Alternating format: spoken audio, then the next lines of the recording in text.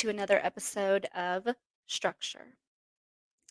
Before we get into today's discussion, please be sure to visit my website, theancientninja.com, so you can check out the things that I'm working on, and feel free to keep up with me on socials. I'm at The Ancient Ninja on everything. Also, I am happy to announce that I recently launched my program, Awaken the Ancient. This is a mentorship program of sorts. I also want it to be seen as something that we can learn together. I often get messages from incredibly intelligent people that want to have really deep conversations. So I launched this program so I could offer up my knowledge and the things that I know, as well as experienced, to anyone that's interested in learning with me. So you can find the application to apply to join that on my website under the page Awaken the Ancient. And if it works and we end up coming together, I am excited to talk and learn with you.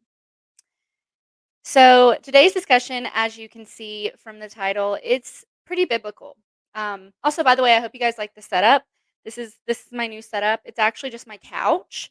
I felt that it was kind of more conversational, and it would feel like we're talking, rather than me just like sitting at my desk. So, and this is like the best quilt ever. Um, so yeah, the topic today I've been really wanting to touch on because it's kind of a hot topic in the podcast world as well on social media these days. There's a lot of biblical ties to the events that are happening in the world, and people are kind of roping those in with prophecies and things that have been read in the Bible. If you've watched this channel before, or listen to things that I've said before, then you know my opinions on the Bible and kind of where I stand with that, and I'll stand by it. I am open to have a discussion about the Bible any day. I guess there's so many different versions of the Bible, but the main one that everyone reads, which is the King James Version. I wanted to talk about this because I wanted to really put out my thoughts on how it's important that we understand during this time that it's quite possible, if not quite possible, very, very realistic, to assume that these are not fulfilled prophecies, that they're orchestrated events. The Bible itself was canonized by very biased people, and it would not surprise me to know that a lot of the things that are happening today were planned long ago, as many of these secret societies and groups do. They plan out things very, very far ahead. So I'm going to get into some points as to why I think that, and I will link everything below as well, anything that I'm using or any page that I'm kind of speaking from. So the first thing that I want to touch on just out of the bat is the idea of prophecies themselves. So, I hear a lot of people talk about prophecies as if it's like intact. So if a prophecy is told, that means it's going to happen, and that we need to take that prophecy and understand that it's only a matter of time before it's fulfilled. This just isn't the case. So I'm going to pull up a page, a link from the Bible for normalpeople.com. I'll link this below. And I'm going to kind of be reading off of it because there's just, some things on here that further my point. It's well said. So it's important to understand that while we think that statements about Christ's return in the Gospels are prophecies, they aren't meant to be predictions of future events. Now, when you're hearing that, you're probably like, well, what do you mean? If it's said in the Bible, you know, if you believe the Bible and you're fully hunkered down on the Bible, that if it's said to be a prophecy, that it's not a prediction of the future. Well, prophecies are just statements about things that are intended to happen. Now, that doesn't exactly mean that that's what's going to happen. So, prophecies are told by prophets, obviously. And this is usually through divine inspiration or, dreams or however the prophet is being spoken to. Prophecies have been wrong. Prophecies have changed because the thing about the future is it's always changing and there can be anything that can potentially change the future. So, when someone makes a statement, a prophecy, um, they're only telling us what will likely happen in the future, something that may happen, something that may occur. That doesn't mean it is a concrete, this is definitely going to happen prophecy. So, because, really, essentially, no one can predict the future. We can predict avenues of it, things that might happen, things that might occur, but in reality, it's impossible to predict the future. You can only mathematically kind of calculate what will occur or the potential of occurring. And essentially, that's what a prophecy is, right? Even if it's through divine inspiration, which we'll give them the benefit of the doubt and say that any prophet that is speaking of things that will happen in the future, it is through that.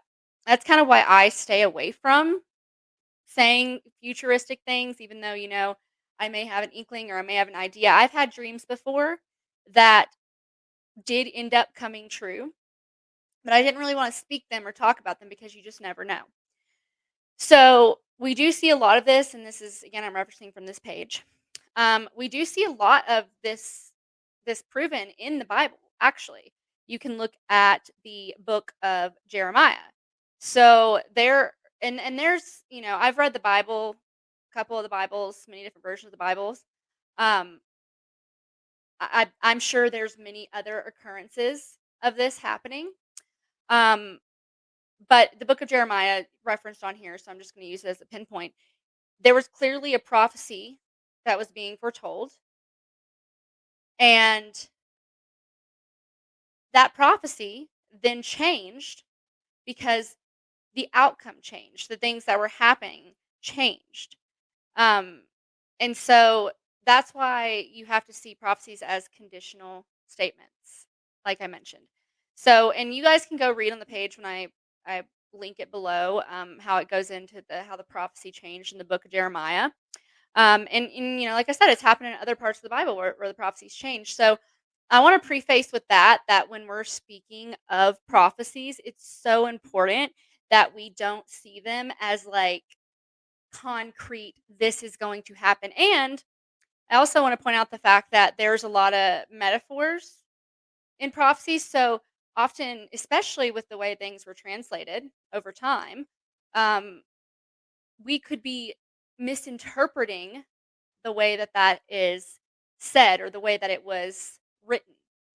And I actually, I could do a whole other video on this. I actually decoded the book of Revelations.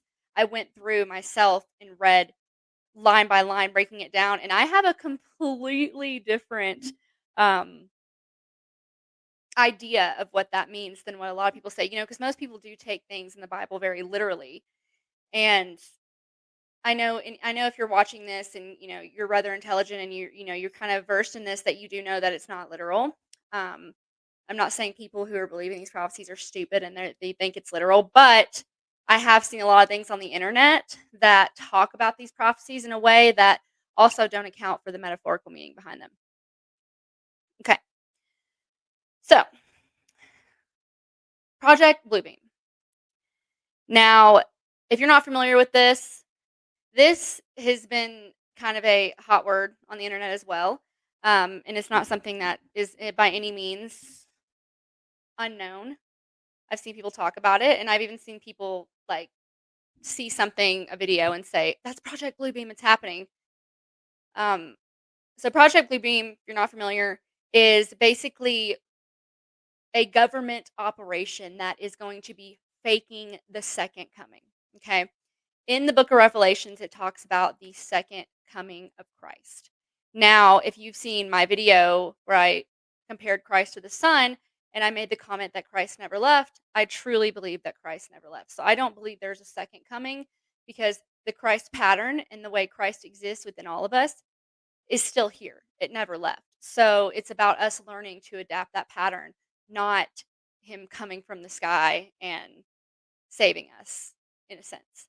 Um, but Project Bluebeam is the idea that it's going to be them faking the second coming. So it's going to be them literally putting into the sky holograms where they are going to be making it look like there's a man Christ coming out of the sky. Now, many people have related this to the idea of the Antichrist and what that means. And if Project Bluebeam or the second coming, the fake second coming, is actually the Antichrist, and because it does talk about that in Revelations. So yeah, now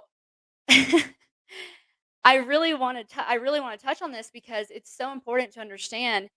If you have a book, Revelations, which we'll get to in a little bit, why I don't believe Revelations is real.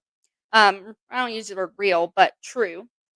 Um, if you have a book like Revelations that's talking about the second coming of Christ, and then you have this project where the government is saying they're going to fake the second coming, wouldn't it be feasible to assume that the second coming, Revelations, was simply written in and added to the New Testament so they could then orchestrate this project? I mean, you could say, well, the project was made because they wanted to fake it and fool people into that. To me gets more convoluted than just saying, well, if I were an evil villain, I would write this story, right? I would create this story about the second coming of Christ. I'd make it all theatric and make it seem like he said it. And then I would then pull that off. So instead of that being a fulfilled prophecy that's happening, that's then my orchestrated event. Okay. So, that's a big one to consider. And at this point, Project Bluebeam has been kind of so popular and it's been talked about a lot that I think many of those things, or many of those attempts, many of those plans are changing, because people are kind of getting aware to it. So now if someone sees something, they might assume that it is Project Bluebeam, but also you do have people that, could buy it. Um, there is a lot of disparity for that to happen. I know people that are like waiting on it and they just want it to happen so bad. Um, so yeah, that's something that I look at and I see kind of sus, and I think, well, makes sense. Okay, so three, three. I wasn't counting the first two times, but I'm going down my points list. Geoengineering. So geoengineering, I guess for a while was considered a conspiracy theory. Now, geoengineering is very, very real. In fact, there are tons of documents about geoengineering. There are documents on Wiki, there are CIA declassified documents, um, government documents. So, I mean, there's so much about geoengineering. Now, if you're not familiar with HARP, which stands for High Frequency Active Auroral Research Program, I highly suggest looking into it and learning a little bit about that. It's HARP is basically a program which this is what they say. They research the ionosphere, the highest ionized part of Earth's atmosphere. They obviously do more than that. They are actively working with geoengineering, which is basically fake weather, right? So it's them controlling the weather.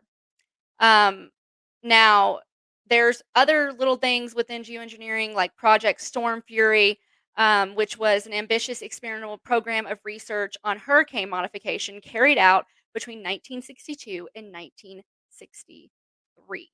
Now, there's a couple other different things in here, like stratospheric aerosol injection, stuff like that, that I've linked to myself to look at. Um, just so I don't go into all of them because, within their own right, they all could have their own video. I could talk about them all separately. The reason I bring this up is because within these prophecies, there are a lot of weather predictions in these prophecies, right? There's a lot of things about floods and, all sorts of stuff that's going to happen before the return of Christ.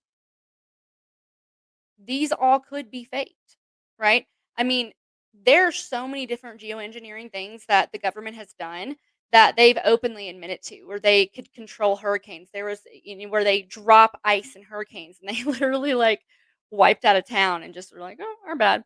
But they're actively controlling the weather and pushing things. They're doing stratospheric aerosol injections are quite literally making it hotter. Okay, it's solar geoengineering, and it's supposed to be reducing global warming because global warming. It's a whole other topic. But so the point that I'm making here is that when you're listening to these prophecies and all of the weather things that come with it, I've seen people kind of posting about all of the extreme weather things that have been happening and using that as kind of a way to say, look at these prophecies, they're happening, it's occurring, the weather is doing this, that can be faked. All of that can be faked. And if it can be written as a story, think of it as a movie, then it can be faked, right? So that's definitely something to consider and to understand. And I mean, it gets really, really convoluted when you get into all of the stuff about geoengineering. I mean, there's just so much. Honestly, it deserves, like I said, its own video. Okay, next point I'm going to talk about biblical alterations slash interferences. So, as I stated, earlier, I don't believe Revelations is true. I believe Revelations was written in order to push an agenda, just like religion itself is being used. So I'm going to read this. This is from a page that I took out. I'm just going to kind of read the whole thing um, and go into it, and then I'll kind of explain it. The second coming being faked. A notable source of modern conspiracy theories, which involve the Jesuits as Vatican assassins, by Eric John Phelps. It is said to allege that Newt Gingrich is one of the 10 most dangerous Jesuitical politicians of the Pope's Holy Roman 14th Amendment, carnal, corporate, fascist, socialist, communist American empire. If you're not familiar with the Jesuits, do some research on them. That's basically a branch of the Vatican, which is the Roman Catholic Church, the ones who canonize the Bible. Okay. And it also alleges that the Jesuits played a role in the assassination of John F. Kennedy. Skeptic Bob Blaskowitz also claims that Phelps told him that the alleged gray aliens are not aliens, but creations of Jesuit science. Now, this would explain the use of aliens in the second coming, right? So, if the Jesuits, who again, a branch of the people that canonize the Bible, so this is all people that have pushed religion, canonized the Bible, talked about these things, heavily talked about these things. If they are the ones who created the grays, the robots, which I have a video, like my first video on this podcast was about gray aliens. If that's true, and they created the gray aliens, whether there are actual gray aliens that exist, and then they're also being created by us, that could be true at the same time, or that the gray aliens are completely robotic creations. It's neither here nor there. If those were created by Jesuit science, okay, this would explain why in the Project Bluebeam you see aliens being used a lot, and why also in the past couple years there's been a lot of talk of aliens, right? Because these two coincide. Continue here. The book of Revelation, also known as the Apocalypse, was said to be written by Apostle John, which I don't believe it was written by him, and there's a lot of speculation on this. That book was not accepted in the Eastern Church for several centuries. Among Eastern authorities who rejected this book were Dionysius of Alexandria, Eusebius, Cyril of Jerusalem, the Council of Laodicea, which is a whole other topic there, John Chrysostom, Theodore of Masaquata, and Theodoret. And I know I just like murdered the pronunciation of all those names. But these are some very notable people who rejected the book of Revelations. In addition, the original Syriac and Armenian versions of the New Testament omitted this book. Okay, the original. Okay, and there's also, which I'm going to do another video on this. There's a Bible that was like before the canonized Bible that was put together by Marcion of Sinope called the Holy Bible. Um, so many Greek New Testament manuscripts written before the 9th century do not contain the apocalypse, and it is not used liturgically in the Eastern Church to this day. So the book of Revelations has been highly speculated. Okay, this is not something that is new, and this is even something that's recent. Like I said, all the people that I named, these are all people that way, way back that all question it, and it wasn't even included in the Bible. Okay, this book just came out of nowhere and was added. And then they said that it was written by Apostle John. Yet other things that John wrote, right, they claim it's Gnosticism. So ask yourself, why is it this one book that John wrote that they say is true, but there are other books by John that they claim are Gnosticism, right? So you're starting to see a pattern here that it's really just a bias. It's people picking and choosing what they want to put in the Bible. And that's if you believe that John wrote it.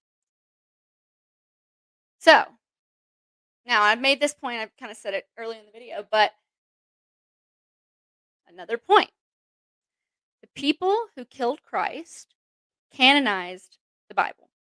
Let me say that again. The people who killed Christ canonized the Bible. That's like people murdering you and then writing your autobiography. So how are we to believe that people that canonized the Bible, that killed Christ, are going to, by good faith, put in Revelations, which tells us that he's coming back in the sky to save us? Okay. Now, the canonized books of the Bible were enumerated and approved by various councils, synods, and popes of the Catholic Church, beginning with the Council of Rome in 36 AD. Presided over by Pope Damasus, the Council of Rome, the first promulgated what we came to know as the canon of the Christian Bible. And now there's also a very, very interesting thing there about when the first canonized Bible was printed. The year it was printed is actually coordinates on a pyramid, on one of the Great Pyramids, which is very interesting. That's another topic for another day. That I kind of relate that the pyramids, I believe, hold a lot of the answers and understandings. Could be a coincidence, but what do we think about that? Do we think about coincidences? So yeah, it's important to understand that the people that are putting this together, that added Revelations, are the people that are responsible for killing Christ. So now, if you kind of go back to me mentioning that I don't believe Apostle John wrote Revelations. Well, if you haven't heard this name before, get ready to do some research on it. So I was putting some elbows and I came across the name John Nelson Darby. Now, there is belief that John Nelson Darby was actually the person responsible for writing Revelations. Okay? He is considered to be the father of modern dispensationalism, which is a theological framework of interpreting the Bible which maintains that history is divided into multiple ages or dispensations in which God acts with his chosen people in different ways. Okay, he's considered to be the founder of this, and futurism. And futurism is the interpretation of portions of Book of Revelations. Okay, so this guy is said to be the founder of both of those. But what it doesn't mention, which is something, do research on and you find, that he's said to be the one that wrote Revelations, which, that would make sense, right? The guy that writes Revelations is also the guy that invents the fear around it. And if you look into this guy, it's very interesting because he is not even a Christian. Okay, he is a part of the Plymouth Brethren, which is a low church and nonconformist, they say nonconformist Christian movement, which can be traced back to Ireland. And the group emphasizes solo scripture, which is the belief that the Bible is the only authority for church doctrine and practice. Okay, they see themselves as a network of like-minded free churches, not as a Christian denomination. Okay, and he's a part of the Plymouth Brethren. If I'm not mistaken, too, I believe he had a hand in finding it as well.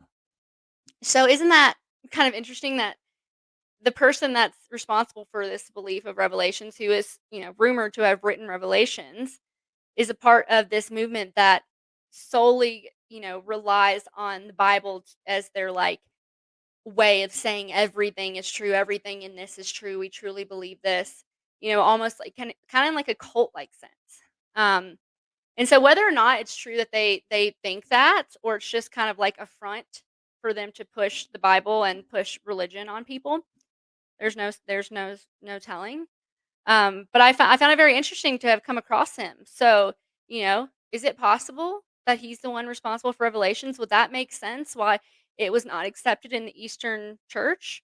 Would that make sense why it was only added after a certain time? And that it has all of these different mechanisms in it that point to things that the government are doing, operations that the government are doing? Let me know what you think. So, I find it very interesting. All of these things put together, it leads you to ask, are these prophecies being fulfilled, or are they events being orchestrated? I'm curious to know what you guys think. Feel free to leave a comment. Let me know what you think. And, this is a discussion that I want to have. I hope that if you watch this and it's something that might be triggering for you, that you don't take it too hard and you kind of take it with the ability to maybe learn and expand. I in no way am saying I'm right about things. I'm not trying to say I'm the know all be all. These are just thinking points and topics that I think we need to discuss and we need to touch on. And it's almost to me like kind of little obvious things as well, um, that we need to think about. So, yeah. Well, I hope you guys enjoyed the video and that you got a lot out of it. I do try to keep them rather short. I could go on forever talking about this stuff, but I don't want to like lose your attention spans. I feel like I say that every video, but I know the attention spans are shorter now. If you're listening to this, you probably are like just chilling, doing something, listening to it. But if you're watching, thank you for watching. Thank you for being on my channel. I am still getting used to this talking and kind of putting myself out there. I'm not good with pronouncing words. I know I destroy the pronunciation of words. But it's all part of the process, right? We're just learning, we're understanding, and not only figuring out life, but figuring out ourselves. So, yeah, I hope you guys like that. If you do, please be sure to like and subscribe. Really appreciate it. And, until next time, as always, keep it pointy.